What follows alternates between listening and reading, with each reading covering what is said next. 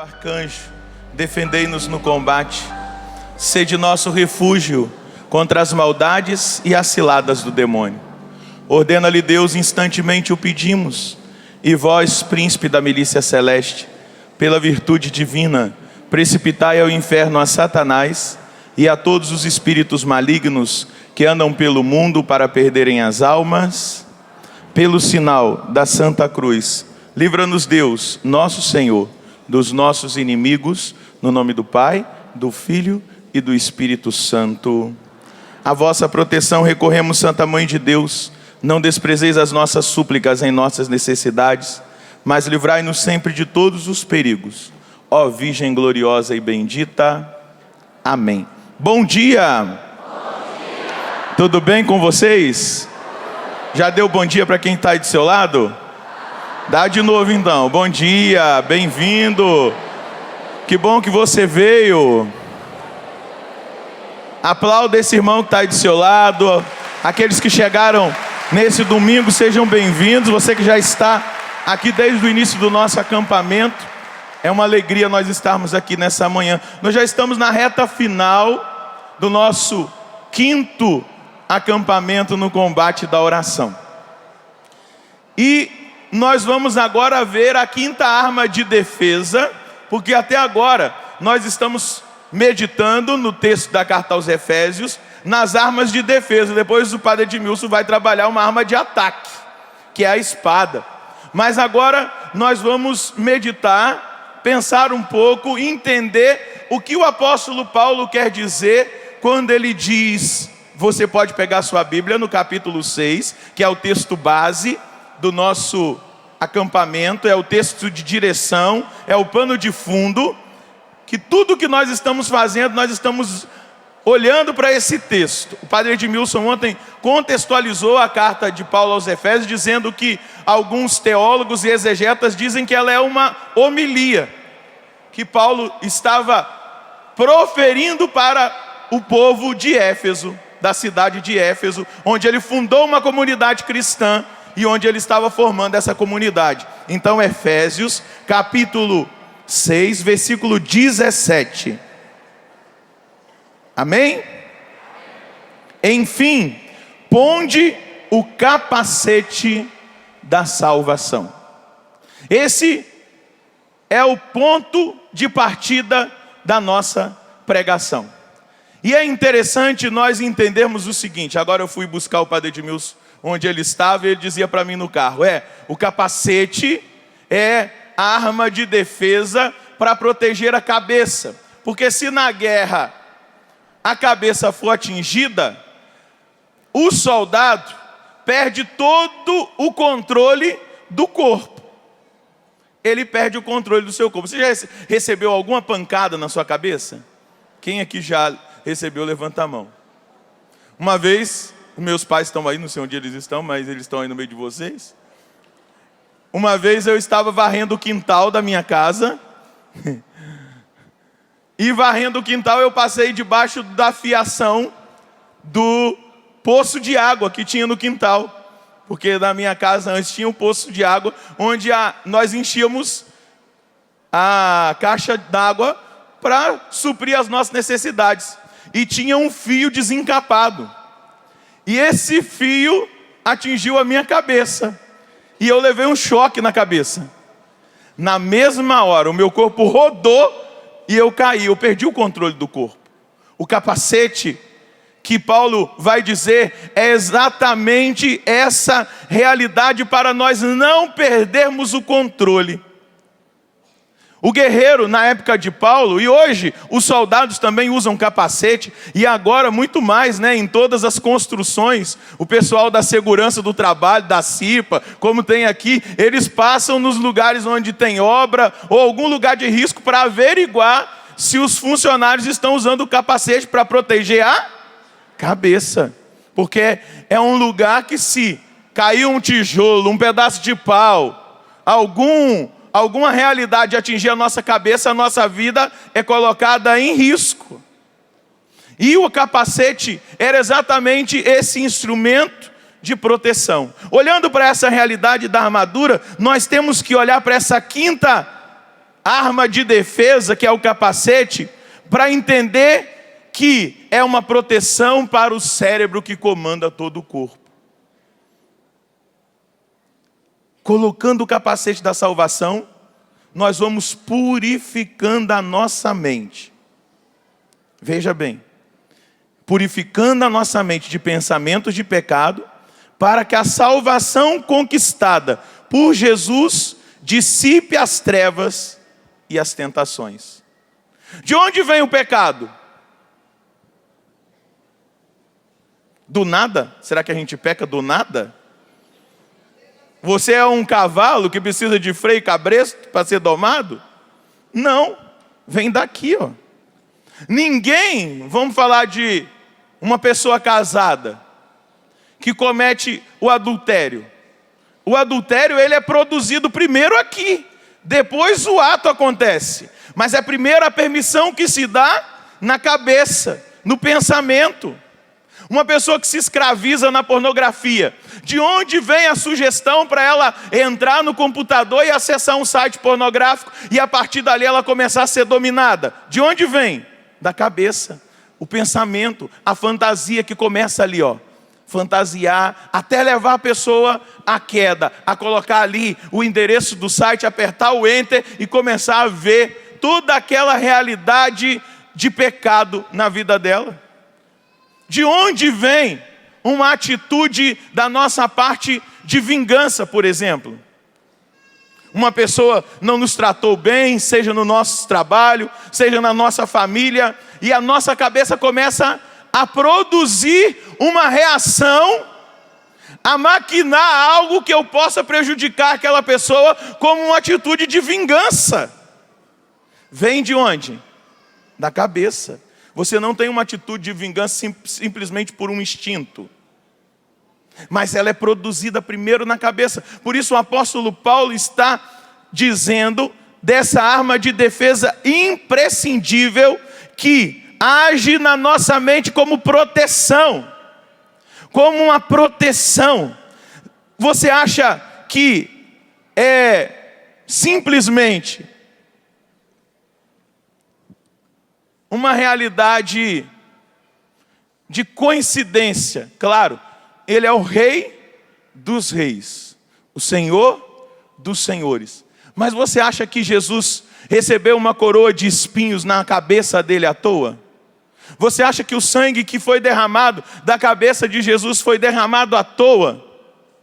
Exatamente porque a nossa mente precisa de purificação, de proteção. A nossa mente precisa ser protegida desses ataques que ela recebe. E onde Jesus foi crucificado? No Gólgota. O que significa Gólgota? Monte do crânio. Onde o sangue de Jesus foi derramado foi no monte do crânio. Você acha que isso é mera coincidência? Mas é exatamente para mostrar que o sangue de Jesus redimiu o monte do crânio, da cabeça. Porque o sangue de Jesus precisa estar sobre a cabeça, o crânio da humanidade, de cada homem, como uma arma de proteção, de defesa contra os ataques do mal. Mas o que é esse capacete da salvação? Esse capacete da salvação é algo muito simples. É uma realidade de esperança. E que esperança é essa? A esperança de que o diabo já foi vencido e que Jesus é o vencedor.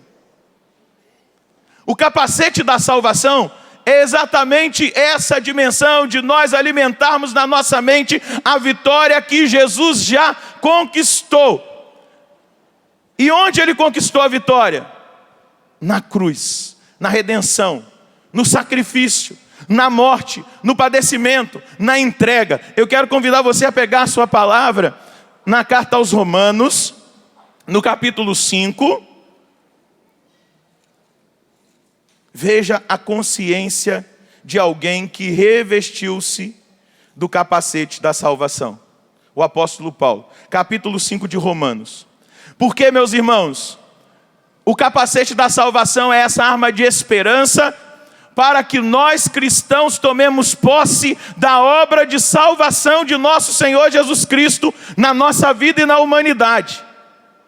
E eu preciso dizer algo para você: o diabo sabe disso. O diabo sabe que a humanidade já foi salva. O diabo sabe que ele já foi vencido. O diabo sabe que Jesus já o derrotou com esse ato de redenção lá na cruz, com esse sacrifício. Porém, o maior trabalho que o diabo tem feito e tido para conosco é de colocar dúvida no nosso coração sobre essa salvação, de colocar dúvida em nós se verdadeiramente nós fomos salvos, é de colocar dúvida em nós se verdadeiramente Jesus já o venceu.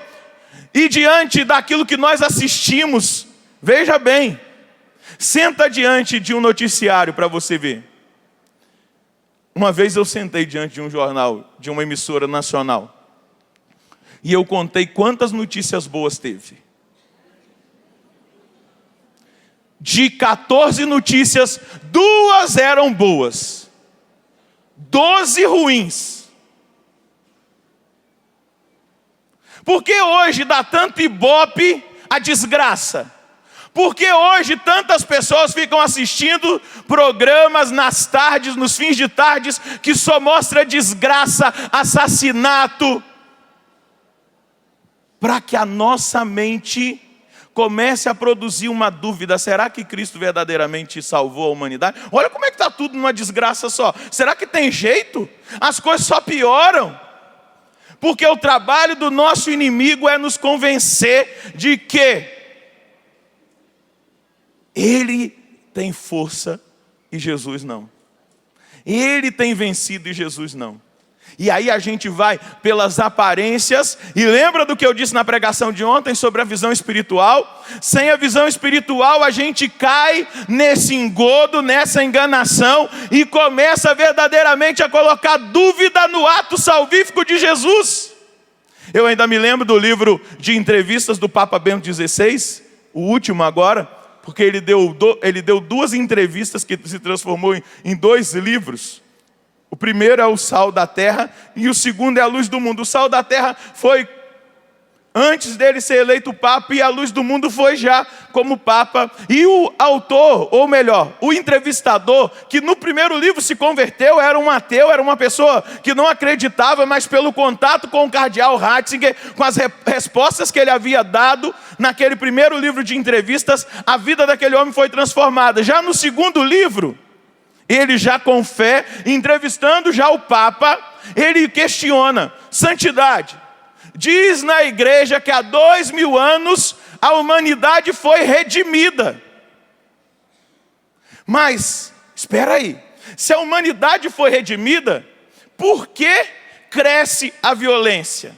Por que cresce a maldade, a droga? Por que cresce a corrupção no mundo, se há 2000 anos a redenção atingiu a face da terra? E o Papa deu uma resposta muito simples para ele: sim, Jesus há 2000 anos salvou a humanidade. Mas essa redenção, essa salvação acontece na vida do homem e da humanidade à medida que o homem dá liberdade para que essa salvação atinja a sua vida. À medida que o homem dá permissão para que essa salvação atinja o seu coração. Você compreendeu? Eu fui salvo há 2000 anos atrás, porque é uma salvação contínua que, desde aquele que nasce hoje ao que está morrendo hoje, já foi salvo, está experimentando a graça salvífica de Cristo, que ultrapassa o tempo e a história. Eu estou dizendo de mim, vivi dos 13 aos 18 anos fechado à salvação, fechado à redenção, num mundo prostituído, num mundo de rock satânico, num mundo de funk nos bailes funk do Rio de Janeiro, num mundo de uma sexualidade desregrada, num mundo de álcool, bebendo dia após dia, num mundo de drogadição. Mas Cristo já tinha me salvado. Porém, eu não havia aberto o meu coração para a salvação, para a redenção. Eu não havia aberto o meu coração para essa dinâmica salvífica, para essa graça atual, eficiente, eficaz. Eu poderia aqui fazer um tratado da graça para você entender como que a salvação atua em nós, mas não vem ao caso. Para você entender que é a abertura do coração. No ano de 1995, eu abri o meu coração para a redenção e para a salvação de Jesus Cristo. E tive um encontro pessoal com essa salvação que me libertou das drogas, do álcool, da prostituição, da vida mundana, da escravidão que eu estava vivendo na minha vida. Mas Cristo já tinha me salvado. Porém, eu não tinha aberto o meu coração para a salvação, para a transformação. Essa consciência que Paulo quer imprimir em nós, em mim, em você, desse capacete da salvação, é essa consciência de nós abrirmos o nosso coração e assumirmos que nós fomos salvos e aproveitarmos de toda a graça que essa salvação vem nos trazer. E eu volto a dizer para você, cuidado, porque o diabo quer te convencer do contrário. O diabo quer te convencer diante das más notícias, diante do mal que atua no mundo. E aí, deixa eu concluir. O Papa ainda disse, da mesma maneira, o mal, o maligno, só pode agir no mundo quando o homem dá liberdade para ele. Então, se tem corrupção, se os políticos que estão lá em Brasília estão desviando dinheiro, é porque eles estão dando oportunidade para o mal. Se os traficantes estão vendendo droga e matando as pessoas, se os jovens estão se drogando, viciados no crack, se estão na violência, se famílias estão sendo destruídas, se a violência entrou dentro da casa, a violência familiar, se esse mal tem crescido, é porque ao invés do homem dar liberdade à salvação que aconteceu há 2000 anos atrás, o Papa Bento XVI vai dizer, o homem tem dado liberdade para que através dele o mal se estabeleça e atue na humanidade. Eu sou obrigado a perguntar para você, você vai a partir de agora dar liberdade para quem? Pergunta para quem está do seu lado, a partir de agora você vai dar liberdade para quem? Para a salvação ou para a atuação do mal na sua vida?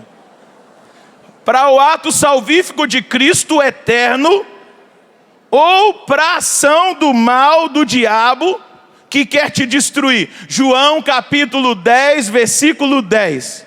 O diabo veio para matar, roubar e destruir. Mas eu vim para que todos tenham vida e a tenham em abundância. Aplauda essa vida que Jesus veio trazer a nós. Pelo ato salvífico, pela sua morte, Ele nos trouxe a vida. E o apóstolo Paulo vai, veja, eu quero que você escute o que o apóstolo Paulo vai dizer, imaginando ele com essa arma de defesa na cabeça, o capacete veja o que ele vai dizer aos romanos. Assim, pois, versículo 1, justificados pela fé, estamos em paz com Deus, por nosso Senhor Jesus Cristo. Por Ele não só tivemos acesso pela fé a esta graça na qual estamos firmes, mas ainda nos ufanamos da esperança da glória de Deus. O capacete da salvação é uma esperança na glória de Deus. Continuamos.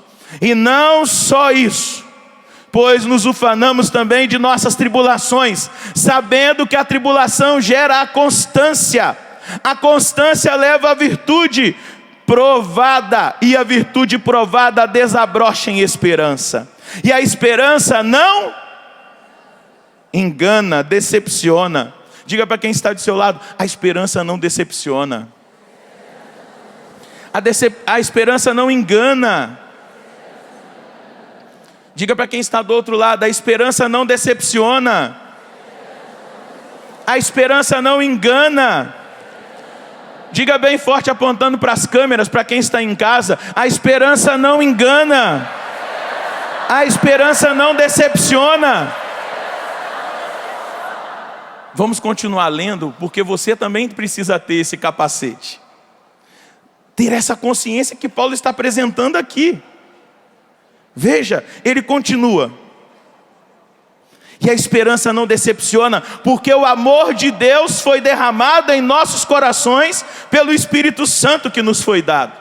Com efeito, quando éramos ainda fracos, foi então no devido tempo que Cristo morreu pelos ímpios. Veja, a consciência da salvação. Dificilmente alguém morrerá por um justo. Por uma pessoa muito boa, talvez alguém se anime a morrer. Dá uma olhadinha para quem está do seu lado. Você tem coragem de morrer por essa bênção que está do seu lado? Esposa, você tem coragem de morrer pelo seu marido? Marido, você tem coragem de morrer pelo sua esposa? Agora, o pai e a mãe eu acho que tem coragem de morrer pelos filhos, né? Menos mal. Tem coragem de dar a vida. E Paulo está dizendo, talvez por uma pessoa boa, alguém até se anime a morrer. E continua, pois bem, a prova de que Deus nos ama é que Cristo morreu por nós. Aleluia! Essa é a certeza do capacete da salvação. Cristo morreu por nós. Diga isso bem forte para tremer o inferno. Levanta a sua mão direita e grita: Cristo morreu por nós. Ainda está fraco? Levanta sua mão direita e grita bem forte: Cristo morreu por nós. Você já é derrotado, Satanás, porque Cristo já morreu por nós, pela igreja, pela humanidade, por todos os povos, raças, línguas e nações. Agora pessoalmente você erga sua mão direita e diga: Cristo morreu por mim, aleluia! Glória a Deus por isso! Glória a Deus por isso! Esse é o capacete da salvação, meu amado. Essa é a certeza que precisa ser infundida na nossa mente para nós não nos desviarmos. E continua o apóstolo Paulo: quando éramos ainda pecadores, Cristo morreu por nós. E vamos lá no versículo 9. Muito mais agora que já estamos justificados pelo sangue de Cristo, seremos salvos da ira por Ele. E continua: se quando éramos inimigos de Deus, fomos reconciliados com Ele pela morte de seu Filho, quanto mais agora já estamos reconciliados, quanto mais agora estando reconciliados, seremos salvos por sua vida. Ainda mais nós nos gloriamos em Deus, por nosso Senhor Jesus Cristo. É por Ele que já desde o tempo presente recebemos a reconciliação. E continua o apóstolo Paulo: pois como o pecado entrou no mundo por um só homem, e por meio do pecado a morte, e a morte passou para todos os homens, porque todos pecaram. De fato, antes de ser dada a lei, já havia pecado no mundo, mas o pecado não pode ser imputado quando não há lei. No entanto, a morte reinou no período de Adão até Moisés, mesmo sobre os que não pecaram à maneira da transgressão de Adão, o qual era a figura daquele que devia vir. Entretanto, o dom da graça foi sem proporção com o pecado. Pois se pelo pecado de um só, toda a multidão humana foi ferida de morte, muito mais copiosamente se derramou sobre a mesma multidão a graça de Deus. Que coisa espetacular, meu Deus! Muito mais copiosamente se derramou sobre a mesma multidão a graça de Deus, concedida na graça de um só homem, Jesus Cristo. Existe também uma grande diferença quanto ao efeito entre o dom da graça e o pecado de um só. O pecado de um só provocou um julgamento de condenação, ao passo que o dom da graça, a partir de inúmeras faltas, frutifica em justificação. Por um só homem que pecou, a morte começou a reinar, mas muito mais reinarão na vida, pela mediação de um só, Jesus Cristo. Veja, os que recebem o dom gratuito e transbordante da justiça. Continua o apóstolo Paulo: como a falta de um só acarretou condenação para todos os seres humanos, assim a justiça de um só trouxe para todos a justificação que dá vida. Com efeito, como pela desobediência de um só homem, a humanidade toda tornou-se pecadora, assim também, pela obediência de um só, todos se tornarão justos. Aleluia. Quanto à lei, ela interveio para que se multiplicassem as transgressões. Onde, porém, se multiplicou o pecado, a graça transbordou. Enfim, como o pecado reinou pela morte, assim também a graça reina pela justiça para a vida eterna por Jesus Cristo nosso Senhor. Amém. Aplauda essa palavra daquele que colocou o capacete da justiça, daquele que tem consciência da justificação, daquele que colocou o capacete da salvação e tem consciência de que foi salvo. Dá uma boa notícia para quem está do seu lado: você já foi salvo por Jesus Cristo. Diga para quem está do outro lado: você já foi salvo por Jesus Cristo. Revista-se, diga para ele, segura na mão do seu irmão, balança essa mãozinha abençoada aí, balança. Isso, sem falar nada, só balança. Agora, diga para ele: toma posse da salvação que Jesus Cristo conquistou para nós, para mim e para você, lá na cruz. Meu irmão, chegou a hora de retirar a poluição da derrota da sua mente e colocar a palavra viva de Deus, da vitória de Jesus Cristo lá na cruz, na sua mente, nos seus pensamentos. Balança a mão do seu irmão e diga: você é salvo em Cristo Jesus. Aleluia, glória a Deus por isso. Balança a mão dele e diga: você é salvo. Entenda essa bênção nessa manhã de domingo. Entenda essa bênção. Você é salvo em Cristo Jesus. E esse é o capacete da salvação. Essa é a certeza que alimenta a nossa mente. Passa um pouquinho aí as páginas da sua Bíblia. Eu sou apaixonado pelo apóstolo Paulo, porque que homem consciente daquilo que Cristo fez na vida dele. Veja, Romanos 8:35.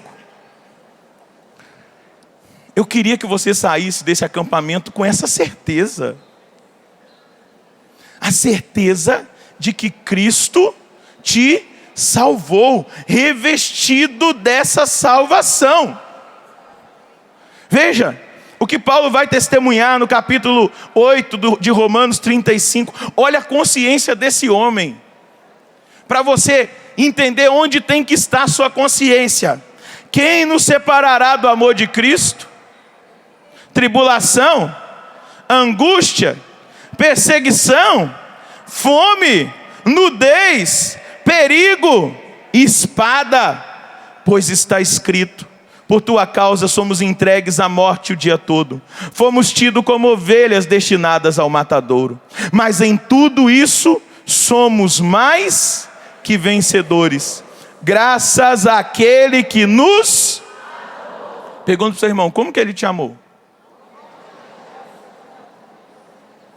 Eu vou chegar perto para te apresentar como Cristo te amou. Isso aqui gera algum impacto na sua vida? Isso aqui gera algum impacto na sua vida? Eu volto a te perguntar. Ou isso aqui é só um amuleto para você?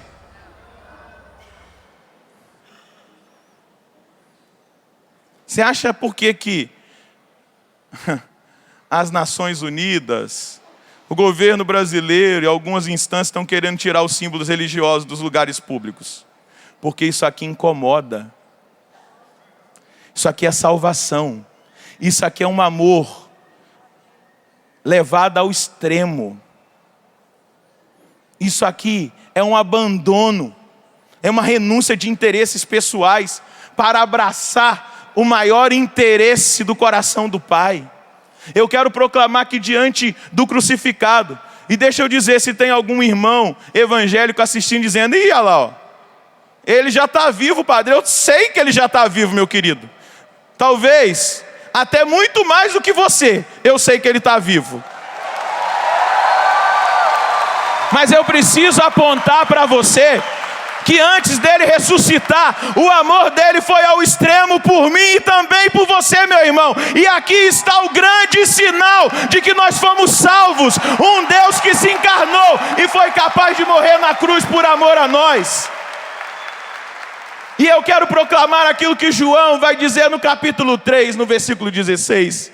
Deus amou tanto o mundo que enviou o seu Filho unigênito, para que todo aquele que nele crê não pereça, mas tenha a vida. Olha aqui o amor. Como você foi amado, como Paulo está dizendo, nós fomos amados na cruz.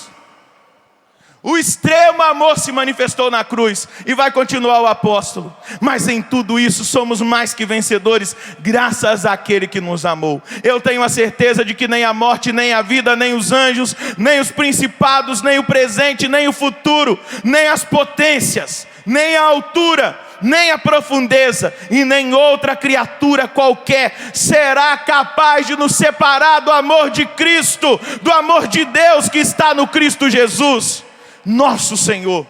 Veja a consciência da salvação. Ninguém pode nos separar desse amor. Só nos separa desse amor se nós dermos a oportunidade de, ao invés de estarmos com o capacete da salvação, permitirmos que as mentiras de Satanás adentrem a nossa mente. Porque deixa eu dizer uma coisa: o diabo não pode tocar na sua mente, na sua consciência. Isso não. Você acha que ele leu o seu pensamento? De jeito nenhum. De jeito nenhum. O único que conhece seu pensamento é Deus, porque Deus é onisciente. Deus é onisciente. Quantas palavras Jesus estava revelando o que as pessoas estavam pensando? Lembra quando ele disse àquele homem que foi levado até ele, que desceram pela maca lá na casa de Pedro? Você está lembrado? O que Jesus disse para aquele homem? Os teus pecados estão perdoados. Pronto. Aí os fariseus, os escribas, os doutores da lei começaram a dizer assim: mas quem é ele para perdoar os pecados? Eles não disseram. Jesus leu o pensamento deles, porque ele é Deus, ele é onisciente. Agora o diabo não pode ler o nosso pensamento, ele não pode atingir a nossa consciência. Ele só atinge a nossa consciência se nós dermos a liberdade para ele. Agora a nossa consciência precisa ser atingida por essa palavra de salvação, por essa certeza do capacete da salvação. Do capacete da salvação. E continua, nós precisamos assumir aquilo que Paulo está dizendo. Nem a altura, nem a profundeza, nem outra criatura qualquer será capaz de nos separar do amor de Deus que está no Cristo Jesus, nosso Senhor. Mas você sabe quais são os pecados contra a esperança? Por isso que eu estou dizendo, Bíblia numa mão e catecismo na... São 2 pecados que nós temos contra a esperança. Veja o que o catecismo vai dizer no número 2091. Se você quiser anotar para depois você ler. E outra coisa, quem tem acesso à internet talvez não tenha o catecismo, mas você tem todo acesso a esse conteúdo no site do Vaticano. O catecismo está inteirinho lá. 2091. O primeiro mandamento visa igualmente os pecados contra a esperança, que são o desespero. Veja o pecado contra a esperança. O primeiro, o desespero. E o segundo pecado, a presunção. E continua o catecismo. Pelo desespero o homem deixa de esperar em Deus a sua salvação. Pessoal, os socorros para atingir. Veja, o desespero retira de nós a esperança na salvação de Deus, como também retira de nós a esperança que Deus nos dá os socorros para nós atingirmos essa salvação.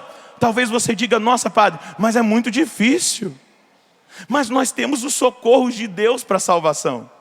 E continua o catecismo da igreja: para também atingir o perdão dos nossos pecados. Quantas pessoas hoje, no tempo atual, dizem assim: ah, padre, você vai me desculpar, aquilo que eu fiz, Deus não vai me perdoar.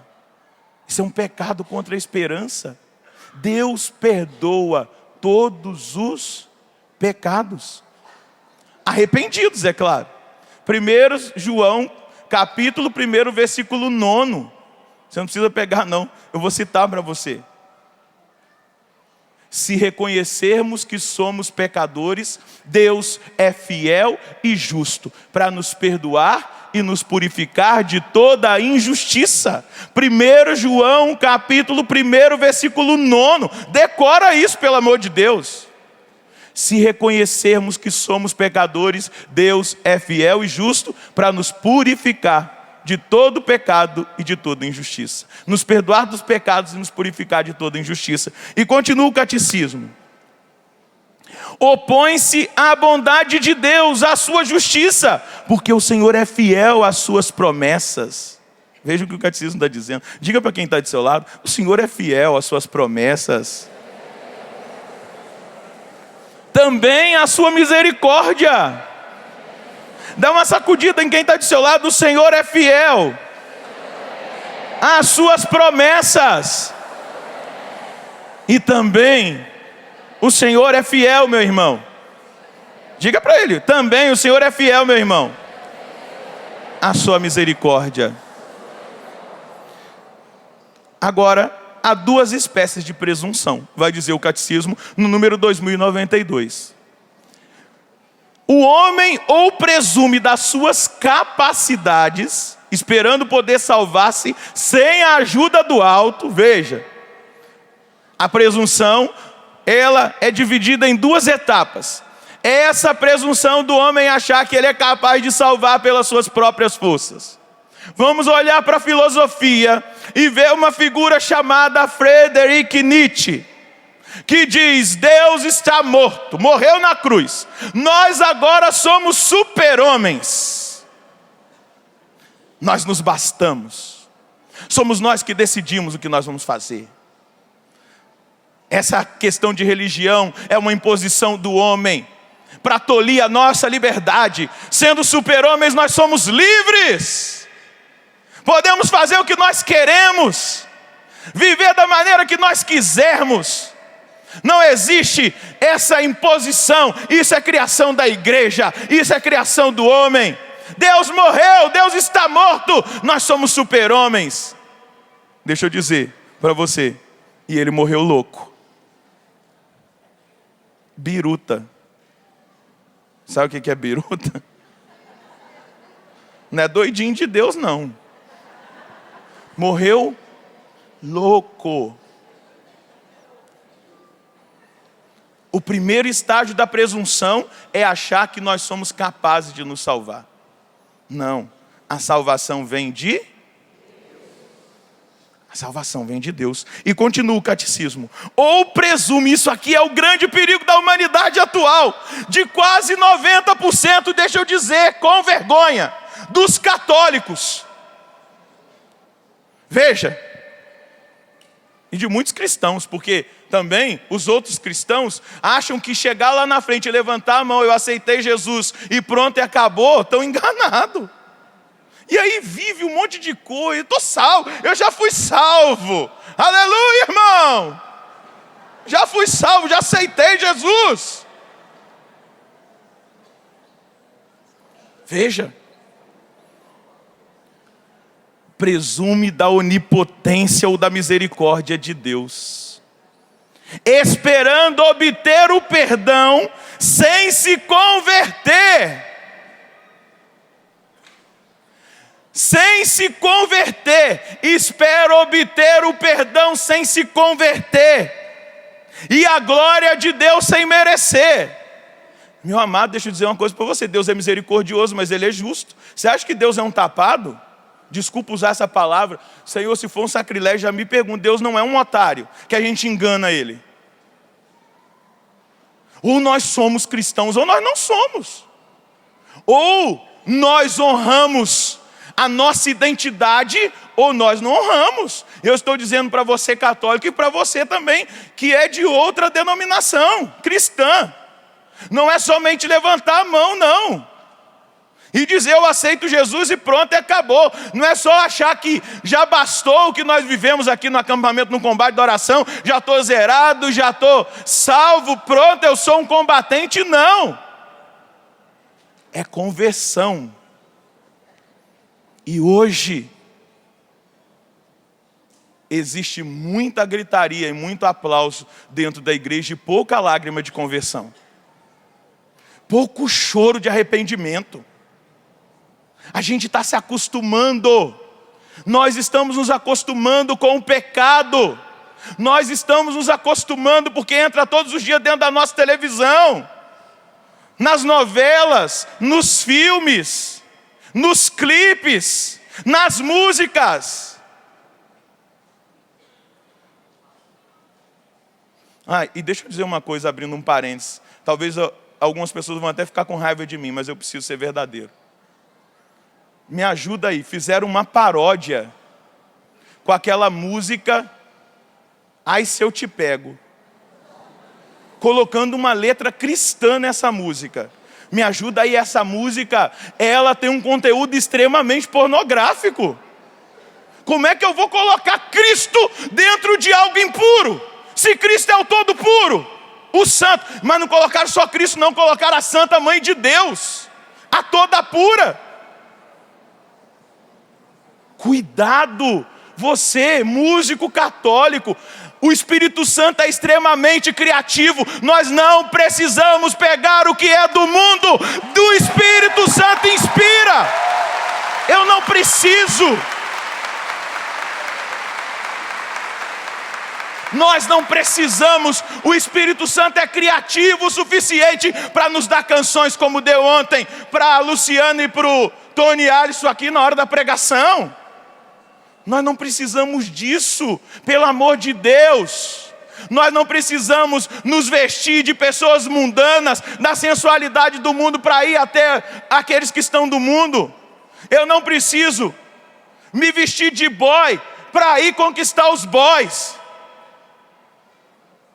Eu não preciso negar minha identidade sacerdotal para tentar conquistar alguns, não. Eu sou padre aqui em qualquer lugar do mundo. Eu não preciso, desculpa falar assim, eu não preciso me fantasiar de emo para conquistar os emos. Porque se eu me fantasiar de emo, eles não vão deixar de ser emo, eles vão continuar sendo. Não vão mudar de vida. Eita, padre bravo, meu Deus. Ô Jesus. Mas é a verdade que liberta, meus queridos. Desculpa. É a verdade que liberta. Nós não precisamos entrar nessas coisas. Nós não precisamos nos misturar com as coisas do mundo. Pai, eles estão no mundo, mas eles não são. Diga para esse irmão, você está no mundo, mas você não é do mundo. Diga para o irmão que está do outro lado, você está no mundo, mas você não é do mundo. Diga para quem está em casa, gritando bem forte, você está no mundo, mas você não é do mundo.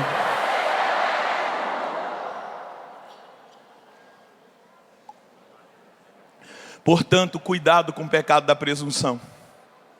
De achar que a misericórdia de Deus é infinita e eu não preciso me converter para ser salvo. Tome muito cuidado, isso é a doutrina da igreja que está nos chamando a atenção. E eu volto para cá, para essa realidade que nós precisamos assumir. do capacete da salvação. Proteger a cabeça é proteger a sede dos pensamentos, da consciência e da capacidade de decisão. Por isso o capacete ele é importante. A nossa decisão. O apóstolo Paulo vai dizer: eu tudo posso, mas nem tudo me convém. Nem tudo me convém. Veja só o que o teólogo que eu tanto amo, que é o Papa Bento XVI, vai dizer. Escuta, o seu Papa. O anúncio do reino de Deus é o anúncio do Deus presente, do Deus que nos conhece, nos ouve, o Deus que entra na história para fazer justiça. Portanto, essa pregação é também anúncio do juízo, anúncio da nossa responsabilidade. O homem não pode deixar de fazer, ou fazer o que ambiciona, o que deseja muito. Veja bem, nós não podemos seguir as ilusões dos nossos desejos, está dizendo o Papa. O homem não pode seguir os seus impulsos, que muitas vezes o engana, e vai continuar.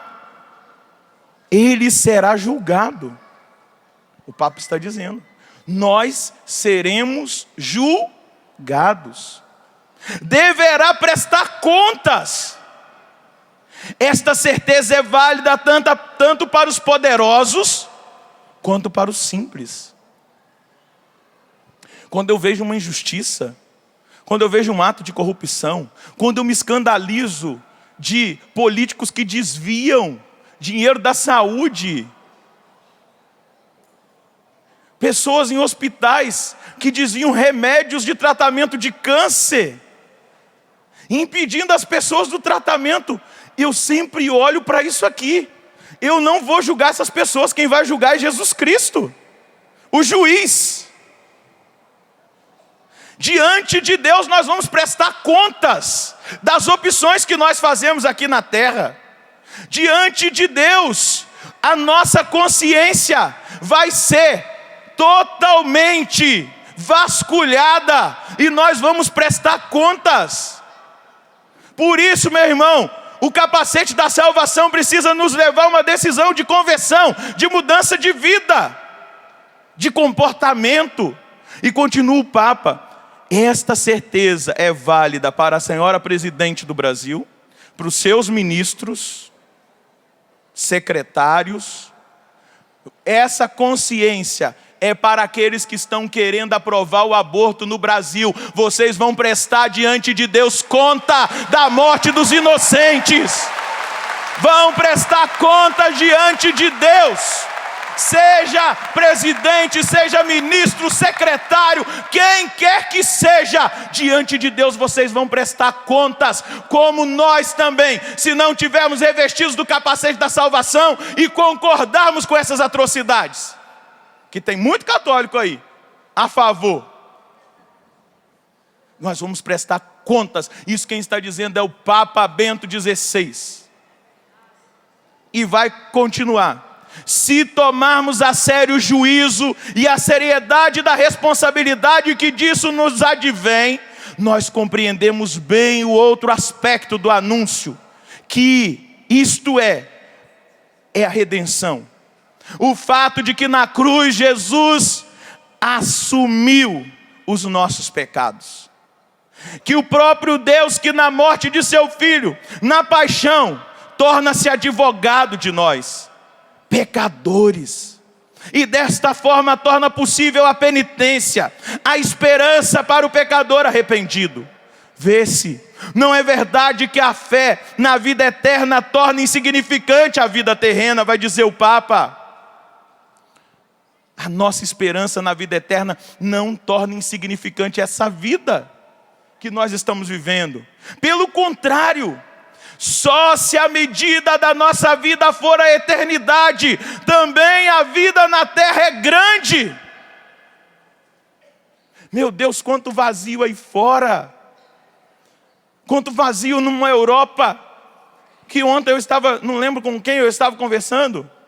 É com o padre Giovanni, lá do Rio de Janeiro, meu amigo, lá da favela da Maré, Complexo da Maré. E ele dizia: padre, o senhor está sabendo quantas pessoas estão suicidando na Espanha? Tem uma ponte que teve que colocar um policiamento, porque as pessoas estão pulando dessa ponte por causa da crise financeira. Meu Deus, eu vou me preocupar, claro. Eu sei que Deus vai cuidar de nós, se Cristo já me salvou. Mas veja como é o vazio de quem não pauta a sua vida pela eternidade, mas pauta a sua vida nesse mundo. Nas coisas dessa terra, estão presos aqui, ó. Até espiritualmente é como se a força da gravidade atraísse para baixo e fica olhando só para baixo.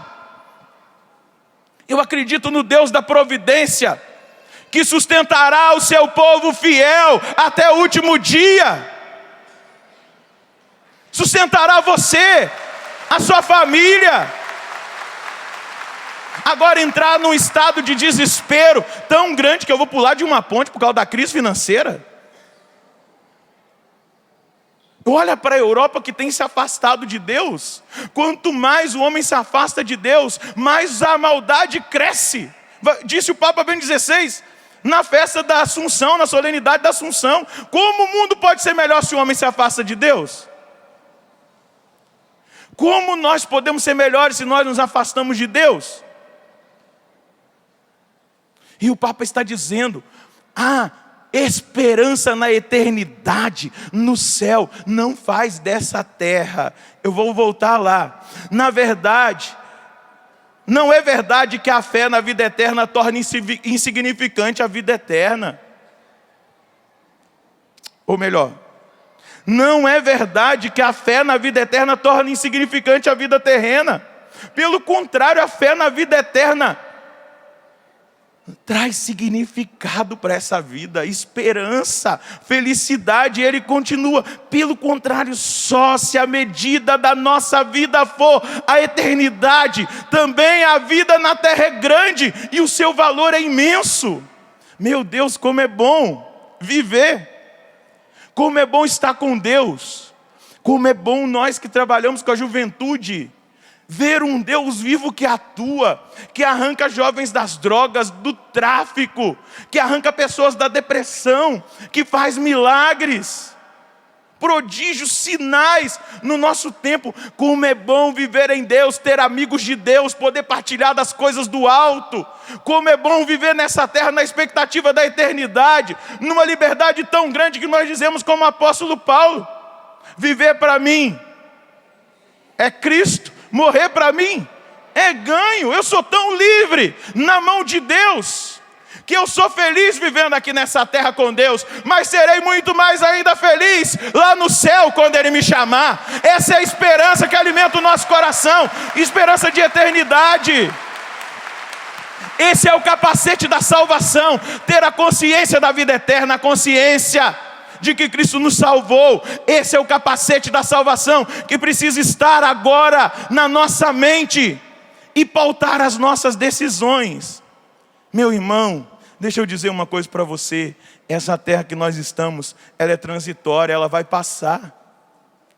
Você não vai ficar para a semente. Desculpa te dar essa péssima notícia. Você não vai viver para sempre aqui nessa terra. Você é perecível aqui nessa terra, mas existe uma alma dentro de você que é eterna, e que ela foi preparada para o céu. Mas se nós não nos abrirmos a essa salvação e a essa redenção, ela pode ir para a distância de Deus, para o sofrimento eterno que é o inferno. E no dia final, nosso corpo ressuscitar para o inferno, ao invés de ressuscitar para o céu. Esse capacete da salvação me leva a me perguntar, quando eu receber alguma proposta, se eu devo ou não ir naquela balada, se eu devo ou não ir naquele lugar. Pergunte para a consciência da salvação: será que esse lugar vai me edificar, vai me levar para a santidade? Será que esse lugar vai me levar para o céu?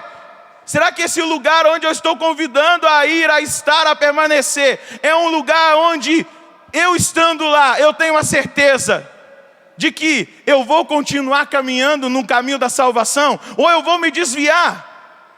Esse capacete nos leva a questionar. Quando eu ligo a televisão e começa a passar certo programa, novela,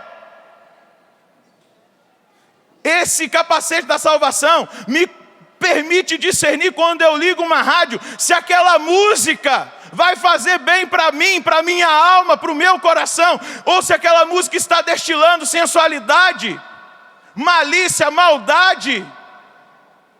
Esse capacete da salvação me leva a decidir se eu devo abandonar a minha família para viver um relacionamento que eu sei que não está na bênção de Deus e que coloca a minha vida em risco. Esse capacete da salvação me dá a possibilidade de discernir se eu aperto o enter do meu computador ou eu aperto lá para ele desligar e vou dormir, vou me ajoelhar aos pés da minha cama e rezar um texto pedindo força para Deus para vencer o pecado.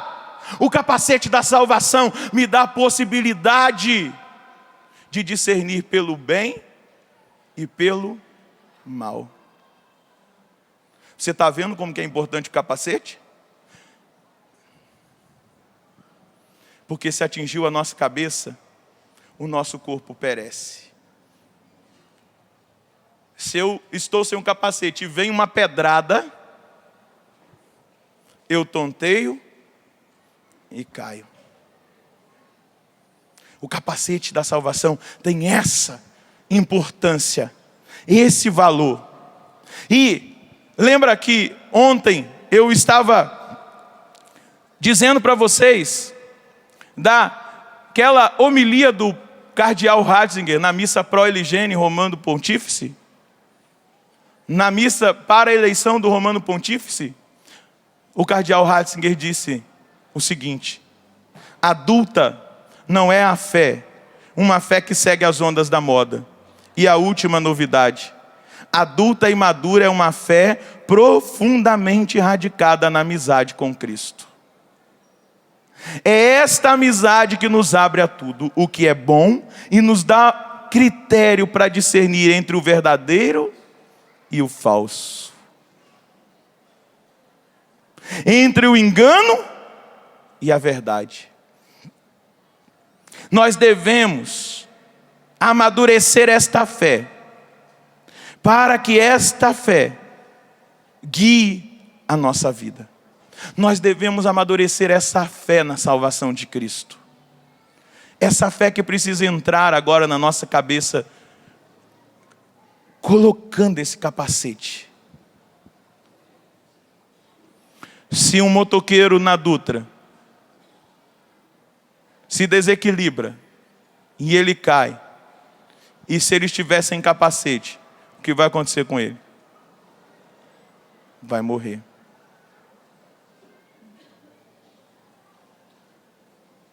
Porque a cabeça está desprotegida. Ele pode quebrar uma perna, um braço, o fêmur, vai colocar um pino, vai ficar lá meses parado, mas se a cabeça for atingida, provavelmente ele vai morrer. Por isso, nós que somos guerreiros e que precisamos ser conduzidos pelo Espírito, precisamos nos revestir do capacete da salvação. Você quer fazer essa experiência? Eu quero convidar você a ficar de pé. Pergunta para quem está do seu lado: você entendeu?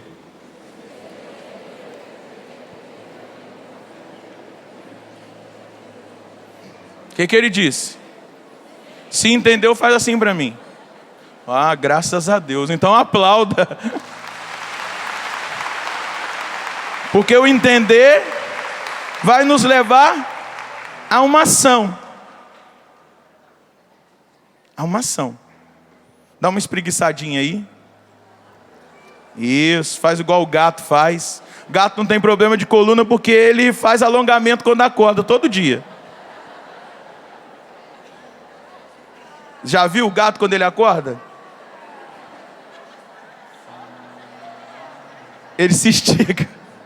Dá uma esticada aí. Eu quero trazer para nós rezarmos o que São Paulo, na carta aos Romanos, no capítulo 2, no versículo 10 e seguintes, ele vai dizer: glória, honra e paz para todo aquele que pratica o bem. Primeiro para o judeu, mas também para o grego.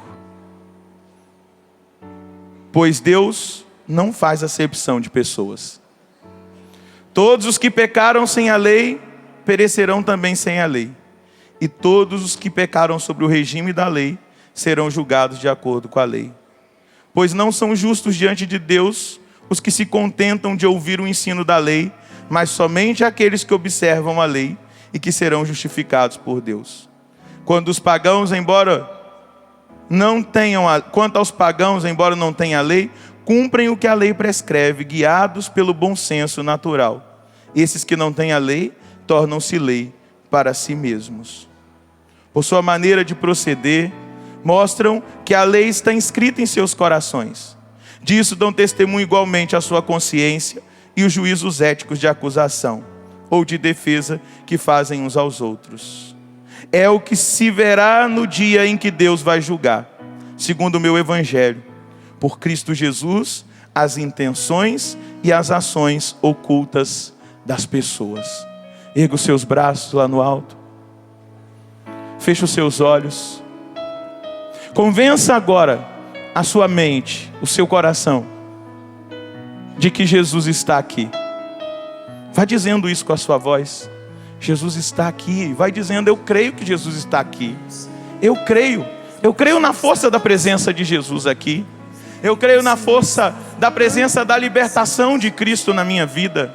Vai dizendo isso. Eu creio, Senhor, porque a sua promessa foi essa: estarei convosco todos os dias até os fins dos tempos. Meu irmão, se até hoje a sua mente foi alimentada com as coisas desse mundo, com as coisas dessa terra, com os acordes desse mundo, hoje Deus está falando a nós: se nós não colocarmos esse capacete da salvação e povoarmos a nossa mente com essa salvação, com essa redenção, com a santa palavra de Deus, com as coisas do alto, o inimigo vai nos derrotar no combate. E eu tenho certeza que você que veio para cá não quer viver derrotado nesse combate. Erga os seus braços e diga agora: eu creio, Senhor, na salvação. Vai dizendo agora para Ele: eu creio que eu sou salvo. Eu creio, Senhor. Você em casa pode orar assim também: eu estou assumindo a salvação. Senhor, eu quero aproximar-me da Tua cruz. Continua orando, erga os seus braços na direção da cruz. Senhor, eu quero aproximar-me da Tua cruz, nessa certeza, olhando para o madeiro da Sua cruz. Eu quero assumir a minha salvação nesse dia, nesse domingo, olhando para esse sinal que me coloca na dinâmica da salvação. Eu quero que a minha mente, Senhor, registre essa verdade, essa certeza: eu sou salvo por Cristo Jesus. Eu quero pedir ao Espírito Santo de Deus que o Senhor me conceda a graça e imponha em mim o capacete da salvação, que agora adentre a minha mente essa certeza, a certeza de que eu fui salvo em Jesus Cristo, a certeza de que por suas chagas eu sou curado, a certeza de que valeu a pena o sacrifício de Jesus na cruz. Espírito Santo, infunda na minha mente, no meu inconsciente, no meu consciente, essa certeza que a partir de hoje eu enfrente essa guerra espiritual, revestido do capacete da salvação, revestido dessa esperança, a esperança de que eu sou salvo, a esperança que me leva a discernir pelo bem, a esperança na vida eterna que me leva, Senhor, a tomar a decisão por aquilo que é verdadeiro, por aquilo que é santo, a esperança que me leva a uma purificação de consciência, de atitudes, de comportamento, de palavras. A esperança que me leva a essa certeza de que eu sou do céu, de que eu não sou dessa terra. Coloca a mão na sua cabeça e peça agora: Espírito Santo, infunda em mim essa palavra de salvação. E vá orando agora no Espírito.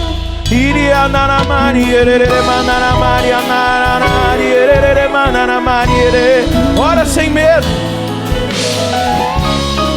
Feche agora os seus olhos. Senhor, que sobre as nossas cabeças, sobre a nossa razão, sobre a nossa mente, venha a certeza da redenção, a certeza da libertação conquistada por nós lá na cruz.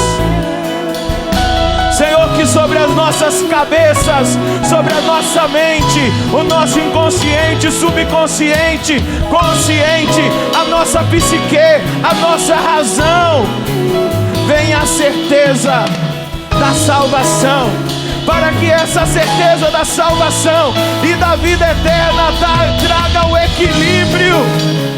Senhor, quantas pessoas desequilibradas na sua vivência cristã, quantas pessoas vivendo uma vida dupla, mentirosa, quantas pessoas dentro da sua igreja que não se comprometem contigo, Senhor, porque ainda não estão revestidas do capacete da salvação. Ora mais forte, meu irmão. Oriana Maria, Mandara Maria, Mandara Maria, Iara Maria, Mandara Maria, Mandara Maria, Mandara. Essa fé madura que o Papa Bento XVI está dizendo é o que nós precisamos, Senhor. Uma fé capaz de discernir entre o que é bom e o que é ruim, entre o que é mal e aquilo que é o seu bem supremo, entre o que é verdadeiro e o que é falso. Eu quero ouvir a sua oração, ora. Eu quero ouvir o seu clamor, ora forte. E que aqueles que não oram assim recebam agora, pela força da redenção de Cristo, o dom das línguas. E você pode orar conosco. Você que não orava dessa maneira, escuta o gemido inexprimível do Espírito, que nos coloca na dinâmica de eternidade, de redenção, de salvação. E Ana Maria, Ana Maria, Ana Maria, Ana Maria, Ana Maria, Ana Maria, Ana Maria, Ana Maria, Ana Maria, força! Pai, no nome de Jesus, no poder do Espírito eu te peço, infunda na mente das crianças, dos adolescentes, dos jovens, dos adultos, dos anciãos, essa certeza da salvação, e que nós sejamos, ó Pai, no nome poderoso do seu Filho Jesus Cristo, na ação do Espírito Santo, revestidos do capacete da salvação.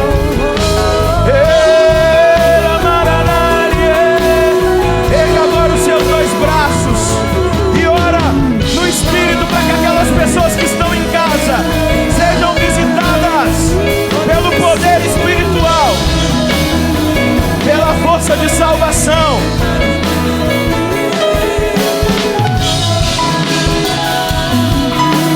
Que aqueles e aquelas que até hoje não acreditavam no poder salvífico de Cristo sejam atingidos por essa salvação. Os membros da sua família, da sua casa, erga os seus braços e ora por eles. O seu pai, a sua mãe, os seus filhos, seu esposo, a sua esposa. Não tenha medo de orar. Nós estamos suplicando que essa salvação de Cristo, essa consciência se espalhe por toda a terra. E era Maria, esse critério de de salvação, ó Deus. Esse critério de salvação, ó Deus, é o critério de discernimento para aqueles que querem o céu. Esse critério de salvação, ó Deus, é a marca que vai nos levar à decisão pelas coisas do alto.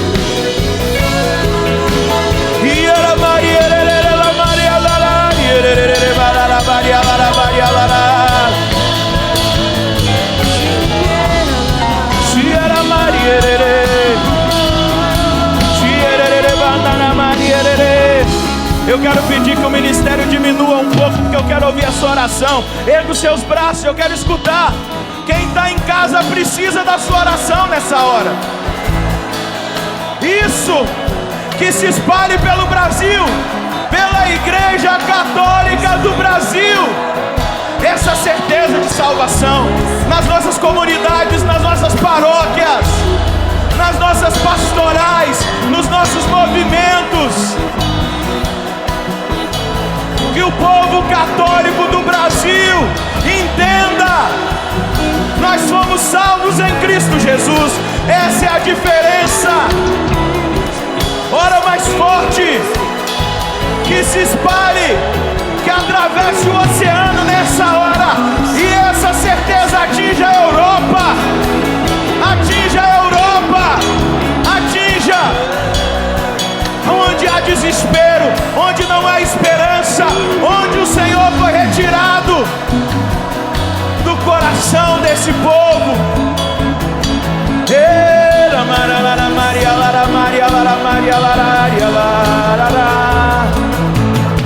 Com seus dois braços levantados, agora repita comigo: Pai Celestial, eu te louvo e te agradeço, e me alegro em vestir a armadura que providenciaste para mim, e pela fé vou colocá-la como proteção espiritual contra as forças das trevas. Confiantemente eu me cinjo com o cinturão da verdade que tu me ofereces. Eu tomo aquele que é a verdade como sendo a minha proteção. Jesus Cristo, nosso Senhor. Eu desejo crer apenas na verdade, viver a verdade, conhecer a verdade. Eu te louvo, te adoro, porque tu, Senhor, me guias somente pelos caminhos da verdade. Eu te agradeço a couraça da justiça que tu me ofereces, porque sou tua propriedade e aceito com amor e uso-a como a minha proteção diária. Eu rejeito e repudio toda confiança na minha própria justiça, que não é nada. Eu expresso, Senhor, o desejo de andar somente na vontade de Cristo durante toda a minha vida. Obrigado, Senhor, por teres me fornecido as sandálias da paz. Com elas eu estarei sempre de prontidão para anunciar o teu evangelho. Obrigado, Pai, porque Satanás não pode oferecer resistência à tua paz. Obrigado, Senhor, pelo escudo da fé que eu usarei para apagar todos os dardos inflamados do maligno e reconhecer que tu és o meu escudo e que para me proteger e me salvar recebeste em meu lugar os dardos do maligno. Pela fé eu dependo de ti, meu Senhor, para me proteger por baixo e por cima, à minha esquerda e à minha direita, na frente e atrás. Obrigado por seres um escudo forte e perfeito para mim. Erga bem alto os seus braços e diga: obrigado, Senhor, por teres me providenciado o capacete da salvação. Eu reconheço que a minha mente é um alvo preferido dos ataques e propósitos de Satanás. Traga sua mão sobre a sua cabeça e diga comigo: eu cubro a minha mente e os meus pensamentos com a tua salvação, que és tu mesmo, Senhor. Eu quero que a tua mente, Senhor, esteja em mim. Quero pensar com os teus pensamentos, sentir o teu amor e a tua misericórdia e tua liderança em todas as coisas da minha vida. Que eu viva somente a partir de agora com o pensamento e a mentalidade de ser salvo pela salvação que me destes. Amém. Aleluia. Glória a Deus. Glória a Deus. Dê uma olhadinha pro seu irmão que está do seu lado e diga: você está lindo com essa armadura. Você está linda com essa armadura. Protegido, defendido para ser um vencedor nessa guerra, nessa batalha espiritual. Pode aplaudir e faz barulho, porque o Espírito Santo nos revestiu de salvação. Se os bons combates eu não combater, minha coroa não conquistarei. Se minha carreira eu não completar.